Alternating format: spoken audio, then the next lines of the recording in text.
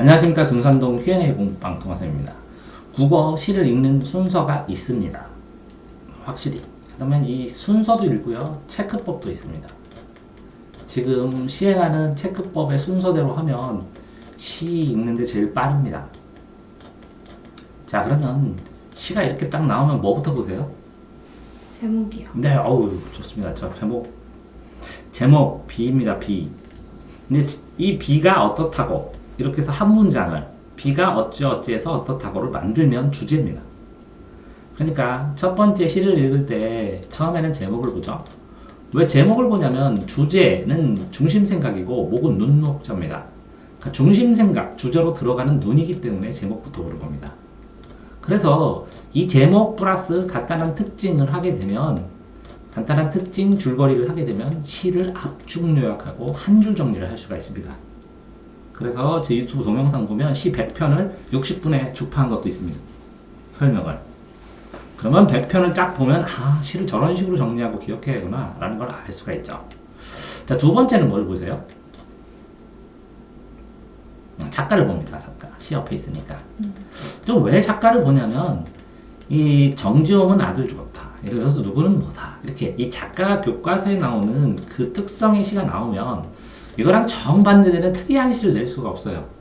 왜 그러면 이 작가의 문학사적 위치, 이 작가의 특질, 이 대표성 있는 작품을 내야 하기 때문에 이 A라는 정지용의 예를 들어서 윤동지의 시가 나오면 아우 다 국가구나.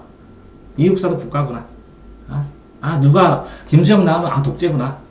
이렇게 풀어버리는 이유가 작가적인 특성에 따라서 그 특성을 부각하는 문제, 대표성을 띠는 시가 나오기 때문에 A의 작가의 A시가 나오면 또 낯설은 B가 나오더라도 혹시 그 전에 배운 A와 관련된 거 아니야? 그럼 관련돼 있는 것만 출제를 하게 되어 있습니다, 거의.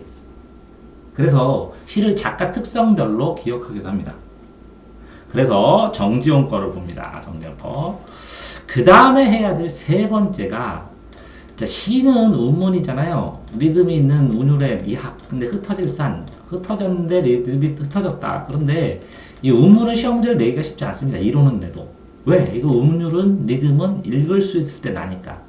그러니까 행이나 연이나 행연처럼 시에 구분되어 있는 걸 쓰니까 속아버려요, 애들이. 시험 볼 때는 그렇지 않고 이렇게 마침표를 찾아서 끊어줍니다. 이렇게. 마침표를 찾아서. 자, 그런데 이렇게 다행히 행과 연으로 구분되어 있는 것은 굉장히 편안하게 찾는데요. 그런데 행연이 구분 안 된 시는 반드시 이렇게 문장별로 끊어줘야 됩니다. 시는 이렇게 하나의 문장이 마치 하나의 단락처럼, 내용 단락처럼 만들어져 있기 때문에 이렇게 이걸 끊어서 결국은 하나, 둘, 셋, 네 개의 블록의 핵심어를 연결해서 이게 B와 어떤 관계가 있는지만 생각하면 시의 독해의 기본이 되었다는 거예요. 자, 그래서 이걸 끊어주니까 끊어준 다음에 네 번째로는 서술어를 읽어요. 제일 끝에를. 근데 시를 읽을 때는 아이들이 시를 읽든 시조를 읽든 공부를 할 때는 앞에서부터 읽는 게 맞습니다. 내용을 공부해야 되니까. 근데 시험을 볼 때는 뒤에 붙어 읽습니다. 왜 그러냐면 선경 후정이기 때문에 앞에서 경치 이렇게 안 보고 후정인 감정부터 오시면 되거든요. 후에 감정인 주제가 나오니까 시는 보통 배경이 나오고 뒷부분에 감정이 다 집중되어 있기 때문에 제목 옆에 있는 이거부터 읽어주면 됩니다. 이거 읽고 거꾸로 읽었으면 거꾸로 읽어도 아무 상관이 없습니다. 자, 그래서 시조를 읽을 때 보통 아이들은 초장, 중장, 종장을 읽는데 저는 종장 읽었더니 늙어서 서러워 끝하고 이걸 안 읽습니다. 굉장히 빠릅니다. 이럴 때 태도, 분위기, 어조, 정조 이런 것들이 다 서술어와 관련이 되어 있기 때문에 서술어는 이 제목, 이 소재를 어떻게 평가하고 있는지를 나타내주기 때문에 주제와 줄거리를 뽑는데 좋다는 거예요. 근데 다 되는 건 아니지만 이 장계에서 보니까 서술어를 봤더니 이거는 소란이 밟고 간다. 뭐가 밟고 가지? 그러니까 비가 손가락 펴고 뭐가 물살이 이거는 뭐죠? 걸음걸이다. 누가? 새가 바람이 불었다. 그늘 차고 이렇게만 읽어주고 이렇게 읽어주면서 전체적으로 흐름을 잡은 다음에 다시 단락단락을 하나하나 봅니다.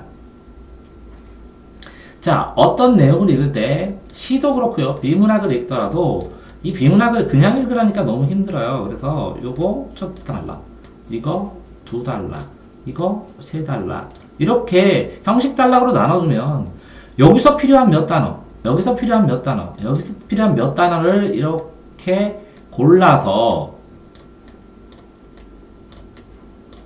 세모는 세모끼리, 동그라미는 동그라미끼리 연결하면 이게 고구마 줄기처럼 전체 줄기가 나옵니다. 그런데 이렇게 끊어주면 읽을 때 굉장히 가능하다. 또 읽을 때 가독성이 증가합니다.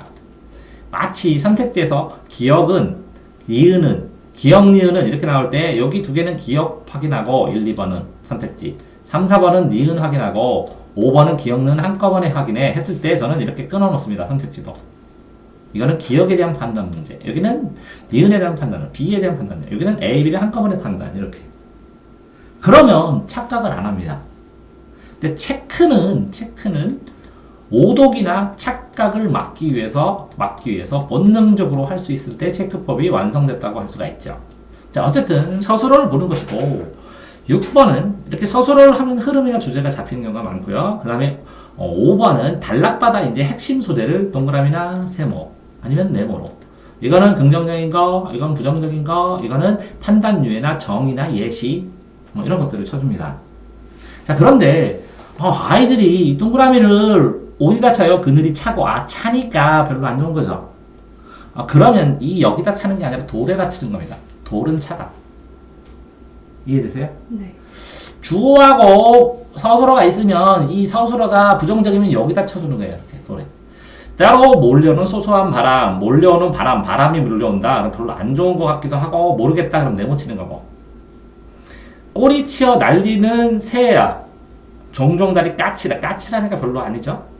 그러니까 산새도 까칠하다. 별로 안 좋고. 수척하니까 물살도 별로 안 좋죠. 물살도 별로 안 좋고 그게 손가락을 폈다. 특이한 거네. 그러면 여기에 멎은 듯 새삼 돋은 빛낮. 그러니까 모르겠으니까 이건 언제 보냐? 제목을 보자마자 보는 겁니다. 이렇게 땡땡이. 수능에는 땡땡으로 쳐 있거든요. 6번 제목 옆에 뭐라고요? 땡땡이는 문제풀이의 10%를 좌우합니다. 5%를. 땡땡이가 문제풀이에 꼭 필요하기 때문에 써주는 겁니다. 그러니까 이걸 항상 봐놔야 돼요. 문제풀이 때 필요하니까. 소소한 바람 빛낮 필요하잖아요. 그죠? 자, 그렇게 해서 붉은 잎을 밟고 가는 게 뭐라고? 빛낮이 밟고 간다고 표현했구나. 그러면 이렇게 소재들을 뺐어요. 이렇게 B. 그런 다음에 뭐라고요? 소재들을 정리한 다음에 이 소재와 뭐의 관련성을 보는 거예요? 소재와 주제의 관련성을 보는 거예요.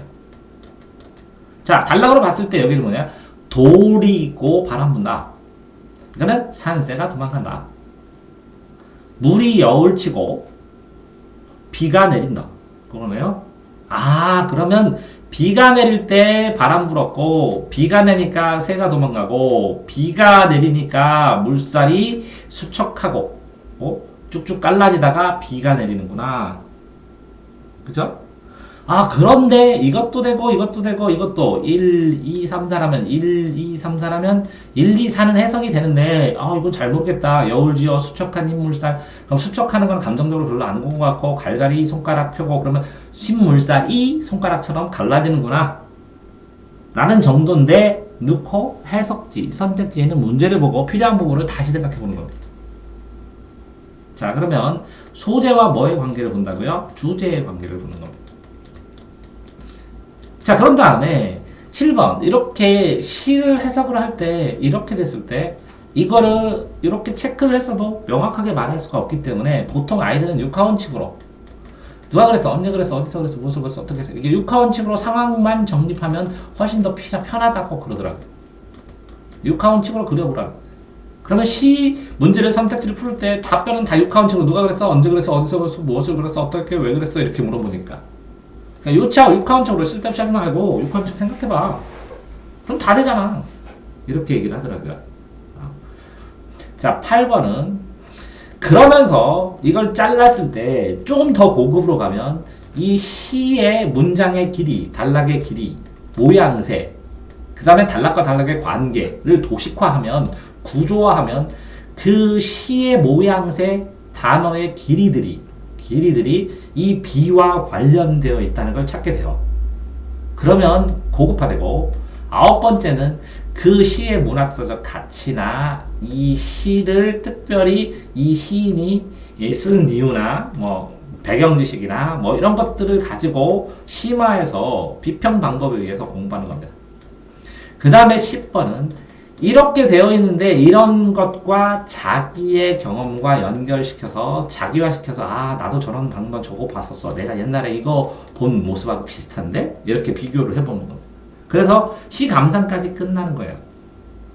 그러니까 실제적으로 이렇게 배워 있는 거예요. 이렇게 구조화시키고 뭐 이렇게 자기화시키고 문법 찾고 표현법 갖고 기타 표현법이나 나라면 시를 이렇게 쓰겠어 뭐 하는 거나 아니면 나도 한번 창작을 해볼까 그래서 이거를 패러디 시를 쓰거나 이런 거는 수업 시간에 하는 거예요. 실제로 시험에서 가장 중요한 거는 뭐냐고요? 제목, 특징, 작가 특성 끝나면 행렬을 단락을 딱 끝나고 강제로 서술로 이렇게 해서 서술로 고하고 소재랑 주제랑 관련성 생각하면서 6하원칙 만들고 그 다음에 선택지 필요한 거 다 풀면 됩니다. 이해됐죠? 네. 자 그런데 다 끝났습니다. 이제 정리를 해보는데 학생들이 뭘 안 하느냐 이건 제목은 보는 건 잘해요. 근데 제목하고 이 서술어를 합쳐서 한 줄로 주제를 만드는 걸 잘못해요. 두 번째, 작가가 중요하다는 걸 알겠는데 이전 작품, 교과서에서 배운 그 사람 작품하고 새로 나온 작품하고 연결 짓는 생각을 잘 안 해요.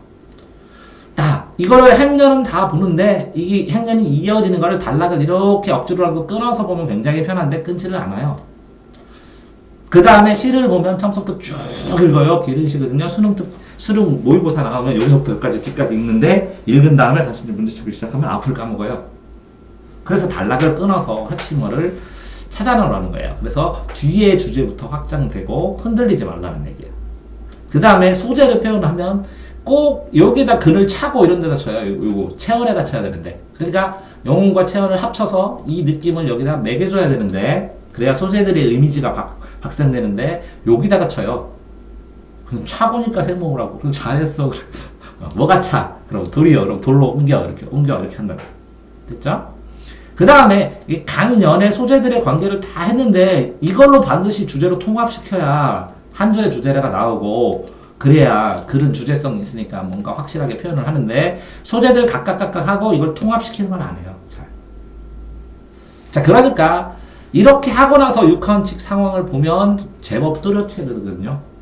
상황이 완성되면 엉뚱하게 얘기하는 게 시 같은 경우는 많거든요. 선택지 자체가 엉뚱하게 상상하는 게 많아요. 주제에 벗어나서. 그래서 곤방곤란할 수 있는데 막 깊이 파고들면 이걸 뒤집어서 A와 B는 A에게 B가 아니라 B에게 A가 되고 A보다 B가 아니라 B보다 A가 되고 A와 B는 뒤집히고 막 이렇게 되니까 혼란스럽게 생각하다가 틀려요. 요거만 잡히면 안 혼란스러운데 됐나요? 네. 그래서 국어 시를 읽는 가장 기본적인 순서였습니다. 수고하셨습니다.